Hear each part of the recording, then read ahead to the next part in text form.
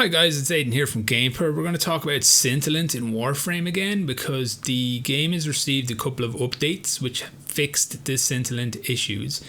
If you've been having trouble getting Scintillant and if you expected somebody to give you a magical method of getting it super easily, you've been barking up the wrong bush basically. It was busted. Like, there's no other way to say it. It was just straight up busted.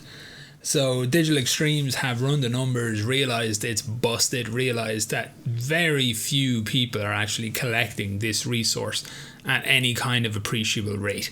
And it's been a massive bottleneck for the new content. So they've brought in some changes.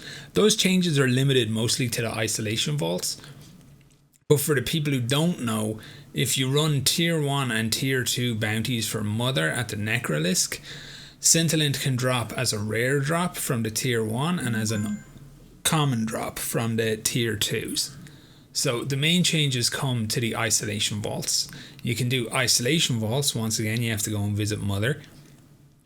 And then you run off and you just do the mission. They have their own rewards table and stuff like that. But the Scintillant can spawn kind of like a Cetus Wisp. You can spawn in random places in isolation vaults floating around.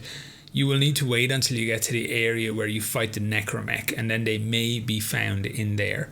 Most of the changes that Digital Extremes have made should make it easier to get, and this is what they've changed. The Isolation Bounty Necromechs now have a chance to drop Scintillant. Note, Isolation Bounty Necromechs, not Necromechs from any other source. They fixed issues with being able to pick up Scintillant within the vault environments, because some people would see a Scintillant but couldn't interact with it to get it in any way. They increased the spawn chance and spawn radius size of Scintillant within vault environments. They removed Scintillant as one of the weapons Entrati members' parts requisition tasks. So basically, Father will no longer ask you for Scintillant to get his tokens. They added a slight glow effect to the Scintillant to increase visibility, and they increased the audio loop sound effect when a Scintillant is nearby. So hopefully Scintillants will be easier to see, easier to hear. You will have a much easier time of getting them. And most importantly, in the playtesting I've done, they drop from Necromechs.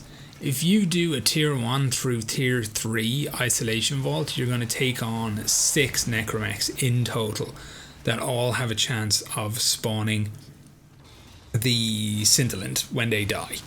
So that's arguably the best way to go about it right now. Just if you're not able for the higher tiers, just smash tier 1s over and over again. It should take about 6 minutes to run a tier 1 by my estimation, so not very long. So there you go guys, hopefully these changes turn out to be positive and effective and you have an easier time getting your hands on Scintillant, so all the best.